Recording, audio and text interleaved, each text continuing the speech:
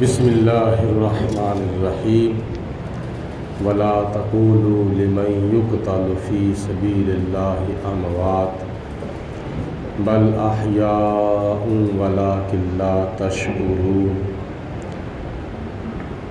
اور جو لوگ اللہ تعالیٰ کی راہ میں قتل ہو جاتے ہیں ان کو مردہ نہ کہیں بلکہ وہ زندہ ہے اور تم ان کی زندگی کو نہیں سمجھتے۔ اس آیت مبارکہ سے معلوم ہوا کہ شہید مردہ نہیں ہوتے بلکہ شہید زندہ ہوتے ہیں۔ نبی کریم علیہ السلام نے حضرت امام حسین کی ولادت کے موقع پر ارشاد فرما دیا تھا کہ یہ میرا نواسہ کربلا کے میدان میں شہید ہوگا، اور کربلا کی سرزمین پر جام شہادت نوش فرمانا یہ کربلا کی زمین کے اوپر جناب امام حسین کا بہت بڑا احسان ہے۔ اے کربلا کی خاک، یہ تو احسان کو نہ بھول، تڑپی ہے تجھ پہ لاش جگر گوشائے بطول۔ اے کربلا کی خاک، تو اس احسان کو نہ بھول، تڑپی ہے تجھ پہ لاش جگر گوشائے بطول۔ سر کٹ کے چڑھ جائے تیرا نیزے کی نوک پر۔ رانا صاحب اگلی صفوں میں آ جاؤ نا، اگلی صفوں میں آ جاؤ۔ جب اگلی صفوں میں جگہ ہو تو پیچھے بیٹھنا ایک معیوب سا طریقہ ہے، قریب قریب ہو کے ویسے بیٹھنا چاہیے۔ مسجد ایسی جگہ ہے جہاں بندہ ایک دوسرے کے قریب ہوتا ہے تو اللہ تعالیٰ ان کے دل ایک دوسرے کے قریب فرما دیتا ہے۔ تو کہنے والے نے کیا کہا کہ سر کٹ کے چڑھ جائے تیرا نیزے کی نوک پر، لیکن یزیدیوں کی اطاعت نہ کر قبول۔ اس شعر کے اندر بڑا ہمارے لیے سبق ہے۔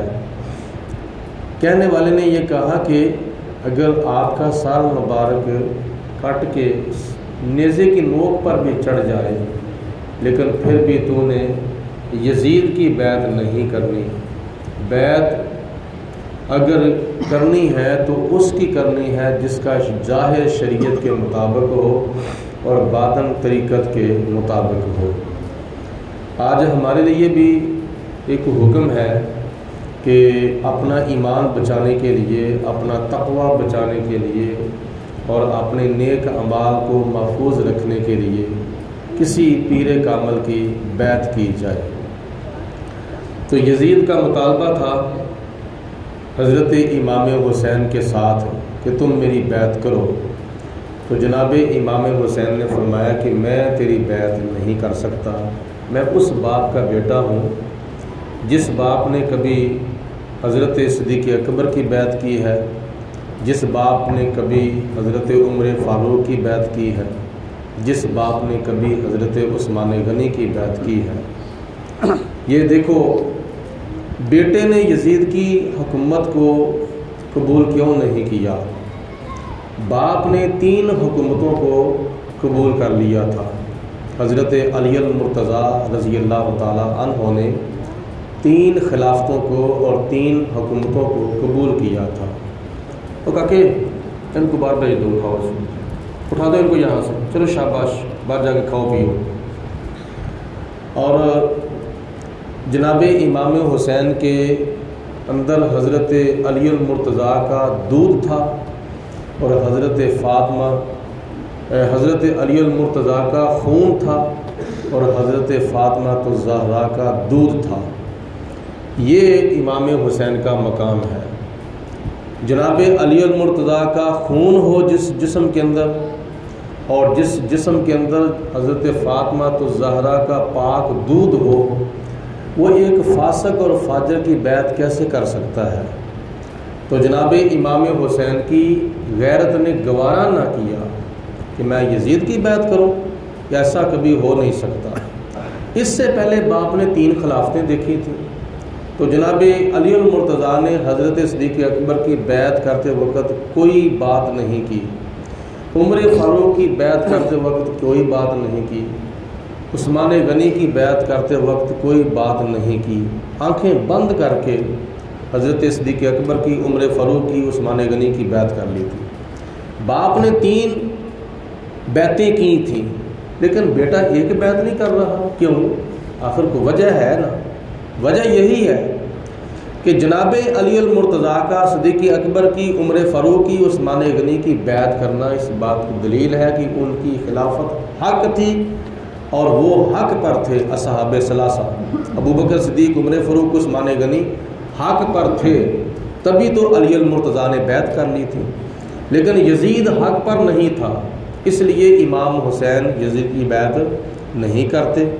اس لیے نہیں کرتے کہ وہ شریعت کی حدوں کو توڑنے والا تھا، فاسق تھا، فاجر تھا، زانی تھا، شرابی تھا اور شریعت مصطفیٰ کا باغی تھا، اور حرام کو حلال اور حلال کو حرام کہنے والا تھا، جوے باز تھا، اور بے شمار اس کے اندر کبیرہ گناہ پائے جاتے تھے۔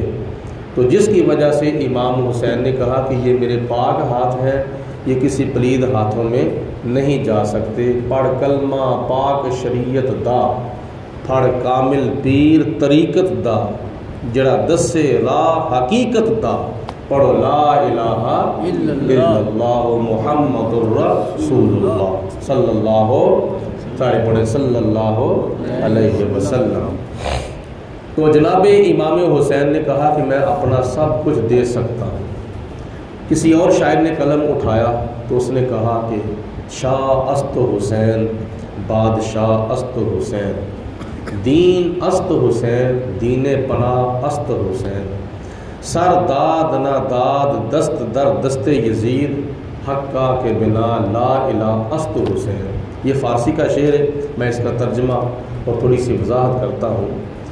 شاہ است حسین، امام حسین شاہ بھی ہیں، بادشاہ است حسین، امام حسین بادشاہ بھی ہیں، شاہ بھی ہیں اور بادشاہ بھی ہیں۔ دونوں میں کیا فرق ہے؟ شاہ کس کو کہتے ہیں، بادشاہ کس کو کہتے ہیں؟ شاہ اس کو کہتے ہیں کہ جو سخاوت کرے، جو سخی ہو، جس کی جیب میں مال ہے وہ سخی نہیں ہے، وہ غنی ضرور ہے۔ جس کی جیب کے اندر مال ہے وہ غنی ضرور ہے لیکن وہ سخی نہیں ہے۔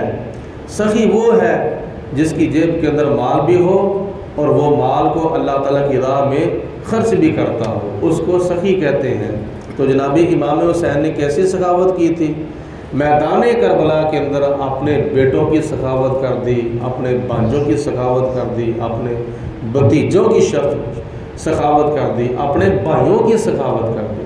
اور چلتے چلتے میں یہ بھی بات عرض کرنا چاہتا ہوں، حضرت امام حسین جس طرح میدان کربلا میں شہید ہوئے ہیں، اسی طرح آپ کے کچھ اور بھائی بھی شہید ہوئے ہیں، لیکن تاریخ کے ساتھ کس قدر بددیانتی کی جا رہی ہے اور کس قدر خیانت کی جا رہی ہے کہ حضرت امام حسین کا اور آپ کے ایک بھائی کا ذکر کیا جا رہا ہے، دوسرے بھائیوں کا ذکر نہیں کیا جاتا۔ وہ کون کون تھے؟ وہ محمد بن حنفیہ حضرت امام حسین کے ایک بھائی تھے جو میدان کربلا میں شہید ہوئے۔ حضرت غازی عباس علمدار آپ کے ایک بھائی تھے جو میدان کربلا میں شہید ہوئے تھے۔ حضرت ابو بکر بن علی جناب امام حسین کے ایک بھائی تھے جو میدان کربلا میں شہید ہوئے۔ حضرت عثمان بن علی حضرت امام حسین کے ایک بھائی تھے جو میدان کربلا میں شہید ہوئے۔ حضرت عثمان، حضرت عمر بن علی، یہ بھی حضرت امام حسین کے ایک بھائی تھے جو میدان کربلا میں شہید ہوئے تھے۔ 72 افراد جو کربلا کے میدان میں شہید ہوئے تھے، ان میں حضرت امام حسین کے بھائی حضرت محمد بن حنفیہ ایک، حضرت غازی عباس علمدار 2، حضرت ابو بکر بن علی 3، حضرت عمر بن علی 4 اور حضرت عثمان بن علی 5 اور چھٹے امام حسین خود۔ یہ 6 بھائی جو کہ حضرت علی المرتضیٰ کے بیٹے تھے، یہ میدان کربلا میں شہید ہوئے ہیں۔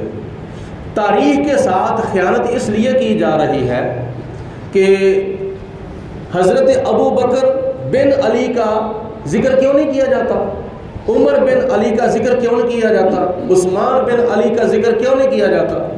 ان 72 افراد کا ذکر کرتے ہوئے صرف اور صرف وضاحت کے ساتھ غازی عباس علمدار کا ذکر کیا جاتا ہے، لیکن دوسرے بھائیوں کا ذکر کیوں نہیں کیا جاتا؟ اس لیے کہ جناب علی المرتضیٰ کو ابو بکر صدیق سے بھی پیار تھا، عمر فاروق سے بھی پیار تھا، عثمان غنی سے بھی پیار تھا، اور پیار کی علامت اور نشانی یہ تھی کہ جناب علی المرتضیٰ نے اپنے 3 بیٹوں کے نام اصحاب ثلاثہ کے ناموں پہ رکھے تھے۔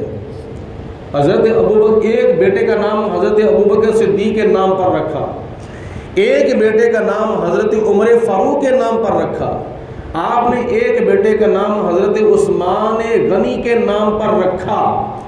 تو جن کے ناموں پر اپنے بچوں کا نام رکھا جاتا ہے ان سے محبت ہوتی ہے تو تبھی نام رکھا جاتا ہے، اگر محبت نہ ہوتی تو جناب علی المرتضیٰ اپنے بیٹوں کے نام اصحاب ثلاثہ کے ناموں پر کیوں رکھتے؟ آج کوئی ماں اپنے بیٹے کا نام نمرود نہیں رکھتی، کیوں؟ محبت نہیں نمرود کے ساتھ۔ آج کوئی ماں اپنے بیٹے کا نام فرعون نہیں رکھتی، کیوں نہیں رکھتی؟ فرعون کے ساتھ محبت نہیں ہے۔ آج کوئی ماں اپنے بیٹے کا نام شداد نہیں رکھتی، کیوں؟ اس لیے شداد کے ساتھ محبت نہیں ہے۔ آج کوئی ماں اپنے بیٹے کا نام قارون نہیں رکھتی، حامان نہیں رکھتی، ابو جال نہیں رکھتی، ابو لہب نہیں رکھتی، عتبہ شیبہ نہیں رکھتی۔ آج کوئی ماں اپنے بیٹے کا نام ابو البختری نہیں رکھتی، کوئی ماں اپنے بیٹے کا نام یزید نہیں رکھتی، کوئی ماں اپنے بیٹے کا نام ابن زیاد نہیں رکھتی، شمر نہیں رکھتی، اس لیے ان سے محبت نہیں ہے۔ تو آج ماں اپنے بیٹے کا نام رکھتی ہے تو محمد ابراہیم رکھتی ہے، محمد اسماعیل رکھتی ہے، محمد موسیٰ رکھتی ہے، محمد عیسیٰ رکھتی ہے، محمد یعقوب رکھتی ہے، محمد یوسف رکھتی ہے، اس لیے کہ ہمیں اللہ کے نبیوں سے پیار ہے، اس لیے ہم اللہ کے نبیوں کے ناموں پر اپنے بیٹوں کے نام رکھتے ہیں، اللہ کے پیارے محبوب کے صحابہ کے ناموں پر اپنے بیٹوں کے نام رکھتے ہیں، اس لیے ان سے محبت ہے تو تبھی ہم نام رکھتے ہیں نا۔ تو جناب علی المرتضیٰ نے جو اصحاب ثلاثہ کے ناموں پر اپنے بیٹوں کے نام رکھے تھے، اس بات کی دلیل ہے کہ جناب علی المرتضیٰ کو نبی پاک علیہ الصلوۃ والسلام کے ان 3 صحابہ یعنی ابو بکر صدیق، عمر فاروق، عثمان غنی سے محبت تھی۔ اگر محبت نہ ہوتی تو اپنے بیٹوں کے نام ان کے ناموں پر نہ رکھتے۔ کون کہتا ہے کہ ہم تم میں جدائی ہوگی؟ یہ خبر تو کسی دشمن نے اڑائی ہوگی۔ ہم اہل بیت پاک کو ایسے کرتے ہیں، صحابہ کرام اور اہل بیت پاک کو ہم ایسے کہتے ہیں، اور کچھ لوگ جو ہیں وہ دونوں کے درمیان فرق ڈالتے ہیں، نہیں جی صحابہ کی اہل بیت پاک کے ساتھ دشمنی تھی، اہل بیت پاک کی صحابہ کے ساتھ دشمنی تھی۔ نہ، یہ عقیدہ غلط ہے۔ ہمارا عقیدہ یہ ہے کہ اہل بیت پاک کو صحابہ سے محبت تھی اور صحابہ کو اہل بیت پاک سے محبت تھی۔ صحابہ نبی کے در والے ہیں، اہل بیت نبی کے گھر والے ہیں، تو در والوں کو گھر والوں سے پیار تھا اور گھر والوں کو در والوں سے پیار تھا۔ تو حضرت امام حسین رضی اللہ تعالیٰ عنہ نے ایسی سخاوت کی تھی کہ اپنا علی اکبر بھی دے دیا، علی اصغر بھی دے دیا۔ سخاوت کی تھی نا بچوں کو، اس وقت آپ کے پاس کوئی پیسہ نہیں تھا سخاوت کرنے کے لیے، کوئی روٹی نہیں تھی سخاوت کرنے کے لیے، کوئی اور کپڑا نہیں تھا سخاوت کرنے کے لیے، کوئی پانی نہیں تھا سخاوت کرنے کے لیے، کوئی درہم و دینار نہیں تھا سخاوت کرنے کے لیے۔ اللہ کی راہ میں اپنے بچوں کی، بھانجوں کی، بھتیجوں کی سخاوت کرتی تھی، اس لیے آپ کو کہا جاتا ہے شاہ است حسین۔ آگے بادشاہ است حسین، امام حسین بادشاہ بھی ہیں۔ کیسے بادشاہ ہے؟ نبی پاک علیہ السلام نے فرمایا الحسن والحسین سیدہ شباب اہل الجنہ، یہ میرے دونوں نواسے امام حسن اور امام حسین جنتی نوجوانوں کے سردار ہیں۔ کچھ لوگوں کو غلط فہمی ہے، لو جی امام حسین تو کربلا کے میدان میں اقتدار کے لیے گئے تھے، حکومت کے لیے گئے تھے، اور جن کو 14 طبق رسول کے کندھوں کے اوپر سواری کرنے کا شرف حاصل ہوا ہو، اور جو نبی پاک علیہ السلام کی پشت پر سوار ہو جائیں، جتنی دیر تک امام حسین خود بخود نیچے نہیں آ جاتے، حضور اپنا سر مبارک سجدے سے نہیں اٹھاتے، اور جن کو دنیا کے اندر خوشخبریاں ملی ہوں کہ جنتی نوجوانوں کے سردار جو ہیں وہ امام حسن ہیں اور امام حسین ہیں، وہ دنیا کے اقتدار کا بھوکا ہے، اور صرف امام حسین نے اس لیے قدم اٹھایا تھا، یہ تو میرے نانے کی شریعت کی حدوں کو توڑا جا رہا ہے، میرے نانے کی دین کی حدوں کو توڑا جا رہا ہے، میں تو اپنے نانے کی دین کا تحفظ کرنے کے لیے جا رہا ہوں، میں تو شریعت مصطفیٰ کا تحفظ کرنے کے لیے جا رہا ہوں، قرآن پاک کا آئین بچانے کے لیے جا رہا ہوں، اسلام کا پرچم بلند کرنے کے لیے جا رہا ہوں، مجھے جانا پڑے گا عظمت اسلام کی خاطر، خدا کے دین کی خاطر، نبی کے نام کی خاطر، میں تو دین کی ترویج و اشاعت کے لیے جا رہا ہوں، اور پھر کوفیوں کے بلاوے پر جا رہا ہوں۔ کوفیوں نے مجھے خط لکھے ہیں کہ آؤ ہمارے پاس ہماری رہنمائی کرو، اور یزید ہمیں بیعت کے لیے تنگ کر رہا ہے، تو اگر ہم نے مجبور ہو کر یزید کی بیعت کر لی تو پھر قیامت والے دن ہم کہیں گے کہ ہمیں تو کوئی بچانے والا آیا ہی نہیں تھا، ہمیں تو کوئی راہ راست کے اوپر لانے والا آیا ہی نہیں تھا، ہمیں تو کوئی یزید سے جان چھڑانے والا آیا ہی نہیں تھا، تو ہم نے تو مجبور ہو کر یزید کی بیعت کی ہے۔ تو امام حسین نے فرمایا میں تو یزیدیوں کے بلاوے پر جا رہا ہوں، تو ورنہ آپ کا کوئی ذوق نہیں تھا، شوق نہیں تھا کہ مجھے اقتدار ملتا، کیوں؟ اس لیے شاہ است حسین، بادشاہ است حسین۔ آگے کیا فرمایا؟ دین است حسین، دین پناہ است حسین۔ امام حسین دین بھی ہیں اور دین کی پناہ بھی ہیں۔ اے بار الہا نو سناٹا پھرتا، تا روز حشر اشک بہاتا پھرتا، امداد نہ کرتے اگر کربل میں حسین، اسلام تیرا ٹھوکرے کھاتا پھرتا۔ حضرت امام حسین اگر میدان کربلا میں اپنی قربانی نہ دیتے، 72 افراد شہید نہ کراتے، تو نتیجہ کیا نکلنا تھا؟ نتیجہ یہ نکلنا تھا کہ حسین گر شہید نہ ہوتا تو آج گھر گھر یزید ہوتا۔ آج کیا نام ہے، کیسے اللہ کے گھر میں اذان ہونی تھی، کیسے خدا کے گھر میں نماز پڑھی جانی تھی، یزیدیت ہی ہر طرف ہونی تھی۔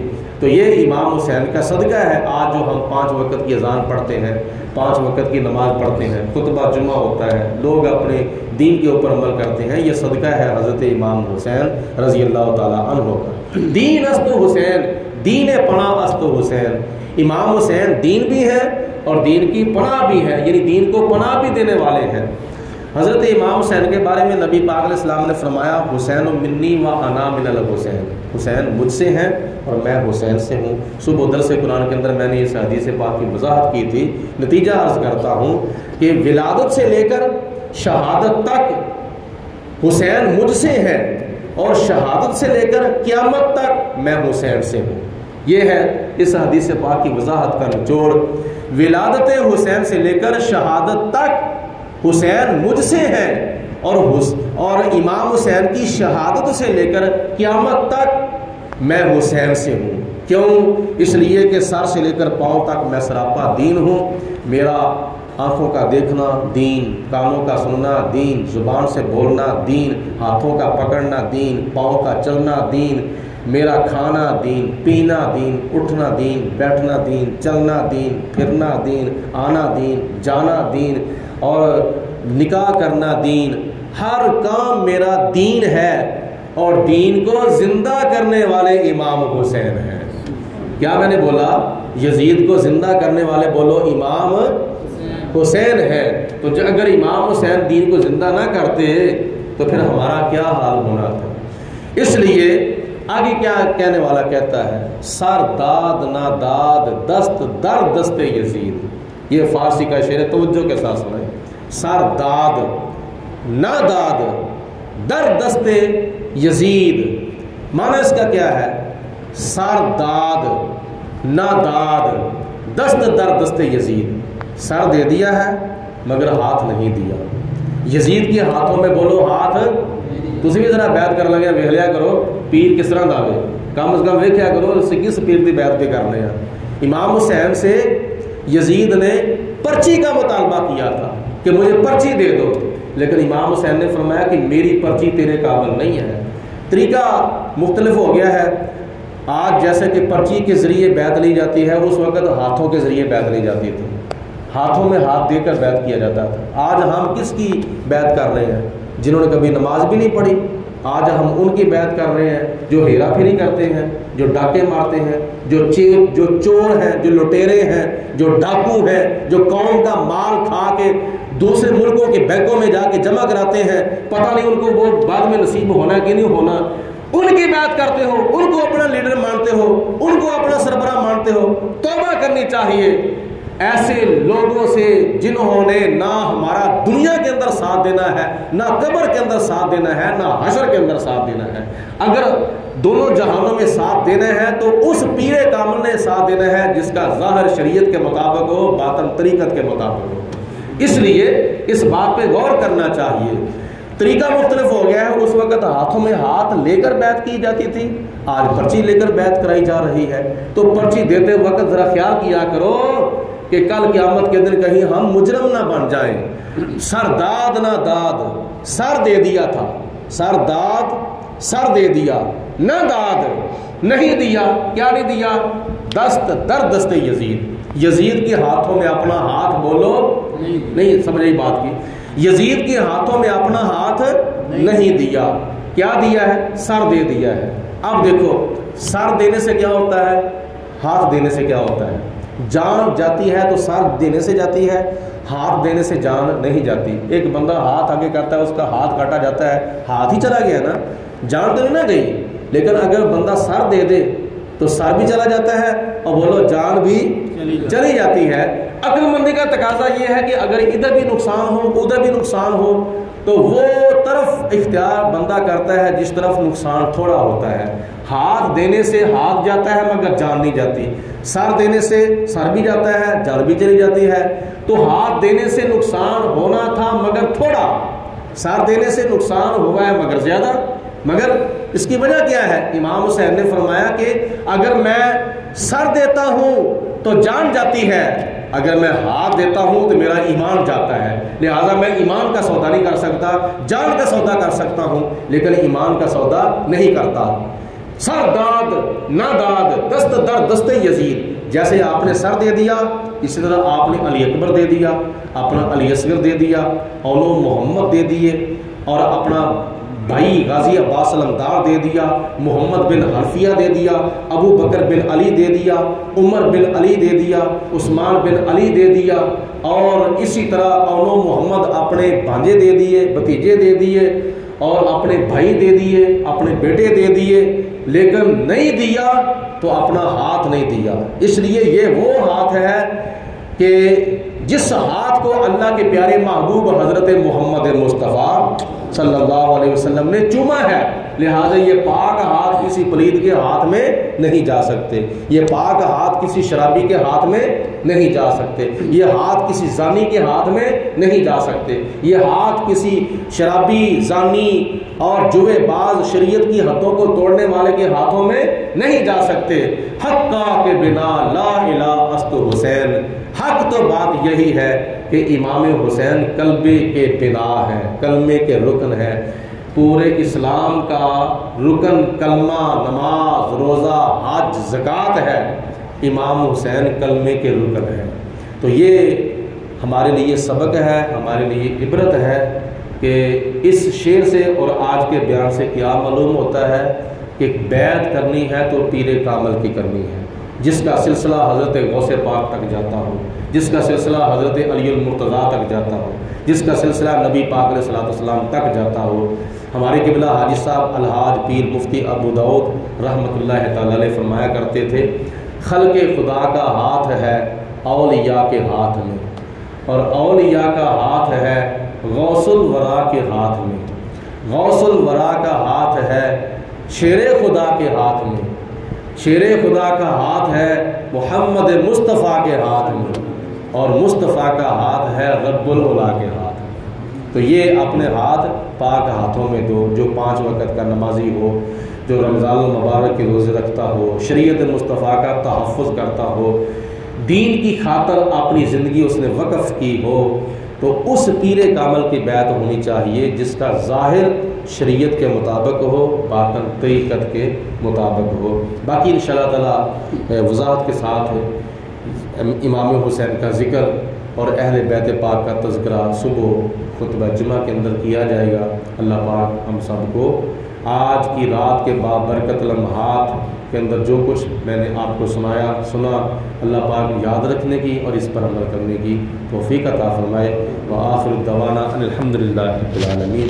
اعوذ باللہ من الشیطان الرجیم، بسم اللہ الرحمن الرحیم۔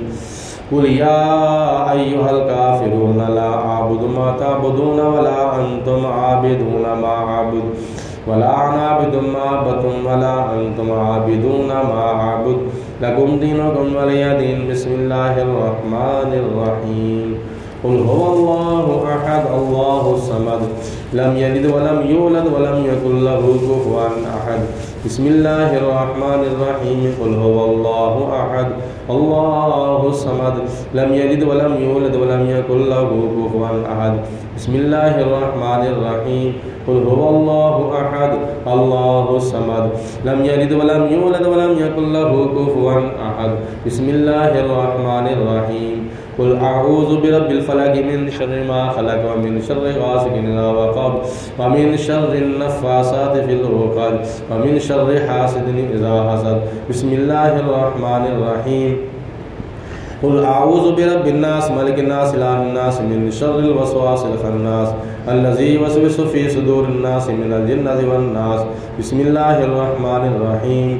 قل الف لام میم ذلک الکتاب لا ریب فیہ ھدی للمتقین الذین یؤمنون بالغیب ویقیمون الصلاة ومما رزقناہم ينفقون والذین یؤمنون بما انزل الیک وما انزل من قبلک وبالآخرة هم یوقنون اولئک علی ھدی من ربہم واولئک هم المفلحون۔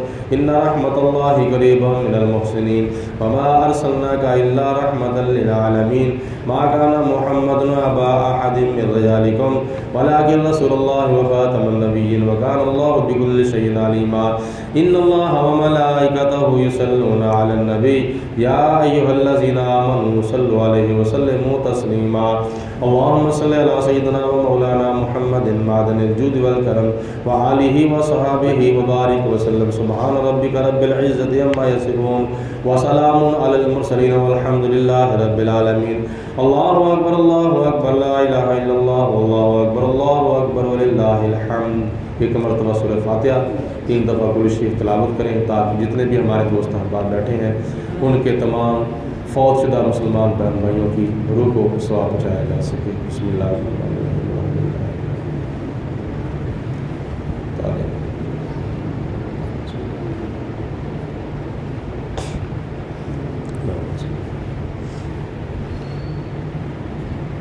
دعا سے پہلے میں ایک آپ کو مشورہ دینا چاہتا ہوں، مسئلہ بھی ہے۔ نبی پاک علیہ الصلوۃ والسلام نے ارشاد فرمایا کہ سر سے لے کر پاؤں تک اپنی زینت مکمل کیا کرو۔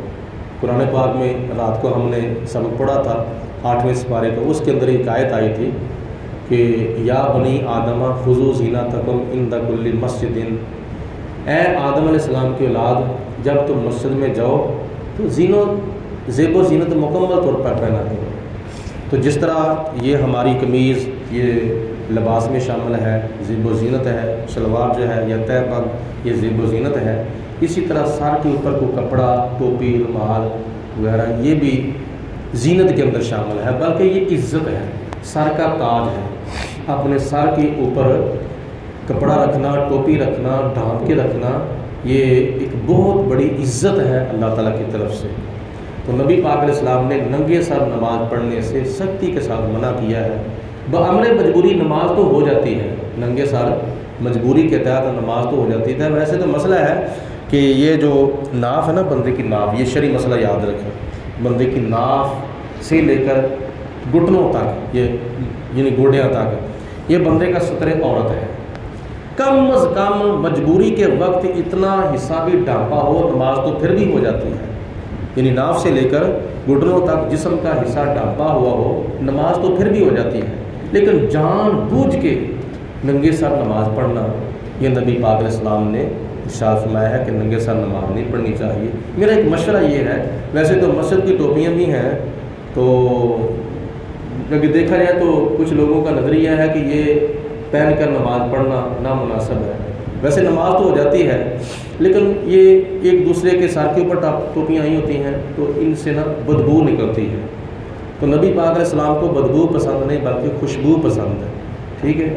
اگر مسجد کی ٹوپیوں سے پرہیز کرنا ہے تو پھر میرا ایک مشورہ یہ ہے کہ جہاں آپ لباس کے اوپر اتنے پیسے لگا دیتے ہیں، 2000 روپے کا سوٹ ہے، 3000 روپے کا، 4000 روپے کا، 5000 کا، کم از کم 1000 روپے کا تو سوٹ تو آ جاتا ہے نا کم از کم۔ جہاں 1000 روپیہ بندہ سوٹ کے اوپر لگا دیتا ہے اور 1000 روپے کی سوائی لگ جاتی ہے، سلائی کے اوپر 2000 روپے کا سوٹ پڑ جاتا ہے، تو وہاں ہم 100 روپے کی ایک جالی والی ٹوپی لے لیں، جالی والی ٹوپی ہم لے لیں 100 روپے کی تقریباً آتی ہے، کم بھی آ جاتی ہے زیادہ بھی آ جاتی ہے، معیار مختلف ہے۔ تو اس ٹوپی کو لے کر ہم نماز کے ٹائم سر پہ پہن لیں، آگے پیچھے جو اپنی مرضی ہے، اگر اتارنی ہے تو اتار کے جیب میں ڈال لیں، اور اس کا خلال بھی اتنا نہیں ہوگا، جیب میں وہ ٹوپی ڈالی ہوگی تو جیب کے اندر محسوس بھی نہیں ہوگا کہ میں نے ٹوپی جیب میں ڈالی ہے یا نہیں ڈالی، یا کوئی رومال ہو چھوٹا سا ہو وہ جیب میں ڈال لیا جائے، تو نماز کے ٹائم اس کو سر کے اوپر رکھ لیا جائے، ٹوپی سر کے اوپر پہن لی جائے، نماز کے بعد پھر اگر آپ کا مائنڈ ہو ٹوپی سر پہ رکھیں، نہ ہو تو اتار کے جیب میں ڈال لیں۔ تو یہ میری تمام نمازیوں کو ایک مشاورت ہے۔ نماز جنازہ پر بھی اکثر ایسا ہوتا ہے کہ اکثر لوگوں کے ساتھ ننگے ہوتے ہیں، تو یہ اپنا اپنا یونیفارم ہوتا ہے۔ دیکھو اسکول کے اندر بچے جاتے ہیں یونیفارم پہن کے جاتے ہیں، فوج کا اپنا یونیفارم ہے، پولیس کا اپنا یونیفارم ہے، ہر محکمے کا اپنا یونیفارم ہوتا ہے۔ تو اللہ تعالیٰ کے گھر میں جب ہم حاضر ہوتے ہیں مالک یوم الدین کی بارگاہ میں، احکم الحاکمین کی بارگاہ میں، تو ہماری زیب و زینت مکمل ہونی چاہیے۔ تو دیکھو نا، اگر ایک کیا نام ہے قمیض پہنی ہو تو اس کا ایک بازو پھٹا ہوا ہو تو کیا عزت ہے یا بزتی ہے، یا شلوار کا ایک پونچا پھٹا ہوا ہو تو کیا عزت ہے یا بزتی ہے، یعنی یہ بزتی ہے، لباس نامکمل ہو۔ تو اسی طرح سر کے اوپر کپڑا لیے بغیر بھی زینت نامکمل ہوتی ہے۔ تو میرا یہ مشورہ ہے، اگر آپ قبول کر لیں تو آپ کو اللہ تعالیٰ جزا عطا فرمائے گا۔ 100 روپے کی ٹوپی ہے، کسی رنگ کی لے لیں، سفید کلر کی لے لیں اور بلیک کلر کی لے لیں، میرون کلر کی لے لیں، سبز رنگ کی لے لیں، کسی کلر کی ٹوپی لے کے رکھ لیں پاس، نماز کے ٹائم سر پہ پہن لیں اور آگے پیچھے بے شک اتار کے رکھ لیں یا سر کے اوپر پہن کے رکھیں گے تو کوئی بندہ دیکھنے والا آپ کی عزت کرے گا۔ اللہ پاک سب کو میرے اس مشورے کے اوپر عمل کرنے کی توفیق عطا فرمائے۔ اللہم صلی علی سیدنا و مولانا محمد معدن الجود والکرم وآلہ واصحابہ وبارک وسلم۔ ربنا آتنا فی الدنیا حسنۃ وفی الآخرۃ حسنۃ وقنا عذاب النار۔ ربنا اغفر لی ولوالدی وللمؤمنین یوم یقوم الحساب واعف عنا واغفر لنا وارحمنا انت مولانا فانصرنا علی القوم الکافرین۔ یا اللہ پاک، جو کچھ کلمہ کلام پڑھا گیا ہے جمعرات شریف کی بابرکت گھڑیوں میں اور اس محفل پاک میں، جو کہ ہفتہ وار محفل ہو رہی ہے، تیرے فضل سے اور تیری توفیق سے اور تیرے احسان سے، یا اللہ پاک اس کے اندر جو کچھ بھی پڑھایا گیا ہے، سنایا گیا ہے، سمجھایا گیا ہے، امام حسین اور اہل بیت پاک کا، شہداء کربلا کا جو ذکر خیر کیا گیا، اپنی بارگاہ میں قبول فرما۔ اس کا ثواب نبی پاک علیہ السلام کی روح پاک کو پیش کرتے ہیں، حضور کے توسل سے انبیاء، صدیقین، شہداء، صالحین، نبی پاک علیہ السلام کے والدین کرمین، صحابہ، صحابیات، اہل بیت پاک، ازواج مطہرات، شہداء بدر، شہداء احد، شہداء تبوک، شہداء یرموک، شہداء کربلا، شہداء کشمیر، شہداء فلسطین، شہداء 1947، یا اللہ پاک تمام شہداء اسلام کی ارواح کو اس کا ثواب پیش کرتے ہیں، قبول منظور فرما۔ نبی پاک علیہ السلام کے وسیلہ اللہ سے یا اللہ پاک ہمیں صحابہ کرام اور اہل بیت پاک کا ادب و احترام کرنے کی، ان کی تعظیم کرنے کی اور ان کی تعلیمات پر عمل کرنے کی توفیق عطا فرما۔ یا پروردگار عالم، حضرت سیدنا امام حسن، حضرت امام حسین اور تمام شہداء کی ارواح کو اس کا ثواب پیش کرتے ہیں، قبول منظور فرما۔ بالخصوص یا رب العالمین جتنے بھی ہمارے یہ نمازی بھائی، دوست، احباب، بچے، بڑے، جوان بیٹھے ہیں اس ہفتہ وار محفل جمعرات شریف کے اندر، یا اللہ پاک ان میں سے جس کے جتنے بھی عزیز رشتہ دار وفات پا چکے ہیں، مولا ان کی ارواح کو اس محفل پاک کا ثواب پیش کرتے ہیں، قبول و منظور فرما۔ یا پروردگار عالم، بالخصوص اس مسجد قمر الاسلام کے جتنے بھی نمازی وفات پا چکے ہیں، محلہ علی اصغر کالونی کے رہنے والے ہمارے تعلقدار رشتہ دار جتنے بھی وفات پا چکے ہیں، مولا سب کی ارواح کو اس کا ثواب پیش کرتے ہیں، قبول منظور فرما یا اللہ پاک، سب کی بخشش فرما یا اللہ پاک، سب کی مغفرت فرما، تمام فوت شدگان کے درجات بلند فرما یا اللہ پاک، اپنے محبوب کے صدقے ہمارے تمام فوت شدہ مسلمان بہن بھائیوں کو قبر و حشر کے اندر نبی پاک علیہ السلام کی اور قرآن کی زیارت اور شفاعت نصیب فرما، محشر کے میدان میں عرش الہی کا سایہ نصیب فرما یا اللہ پاک، جمعے والے دن ہمیں خصوصی طور پر خطبہ جمعہ اور نماز جمعہ کا مکمل طور پر سننے کا اہتمام کرنے کی توفیق عطا فرما، وصلی اللہ تعالی علی خیر خلقہ محمد و آلہ و صحبہ اجمعین برحمتک یا ارحم الراحمین۔ شکریہ، مہربانی، جزاک اللہ۔